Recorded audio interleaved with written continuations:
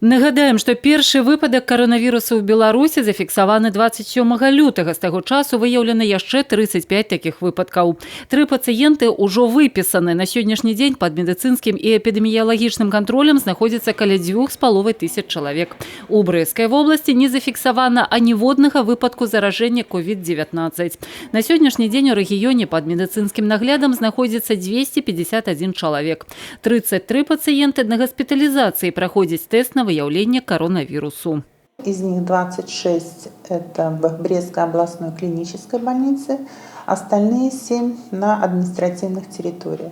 Это лица, которые прибыли последние 14 дней из эпидемиологически неблагополучных стран и имеют признаки ОРИ, а также лица контактные с больным коронавирусной инфекцией по городу Минску. У 27 из них лабораторные исследования на коронавирус отрицательные, у 6 находятся в работе. Пільная увага сёння надаецца санітарна-каранціннаму кантролю на мяжы, асабліва за асобамі, якія прыязджаюць з эпідэміялагічна небяспечных краін – Китая, Паўднёвай Карэі, Ірана і Італіі. Ім неабходна прайсці тэрмаметрыю і тэст на выяўленне коронавірусу. Таксама ў вобласці пачынаюць пераносіцца масавыя мерапрыемствы. Для грамадскіх устаноў рэкамендавана забяспечыць наведвальнікаў магчымасцю гігіенічнай апрацоўкі рук. З іншага боку, прафілактыка захворвання ў першую чаргу адказнасць самого грамадзяніна.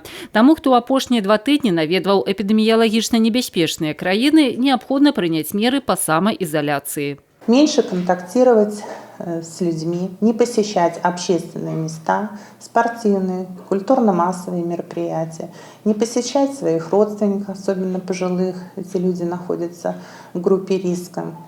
И при малейших признаках заболевания, а это повышение температуры 37,5 и выше, даже 37,2, это слабость, затрудненное дыхание, першение в горле, сухой кашель, немедленно обращаться к врачу. Вызвать либо участкового врача или скорую помощь.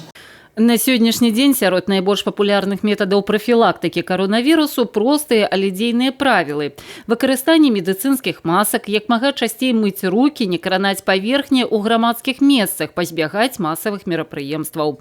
Пры першых падазрэннях на інфіцыраванне часовая самаізаляцыя і зварот па медыцынскую дапамогу.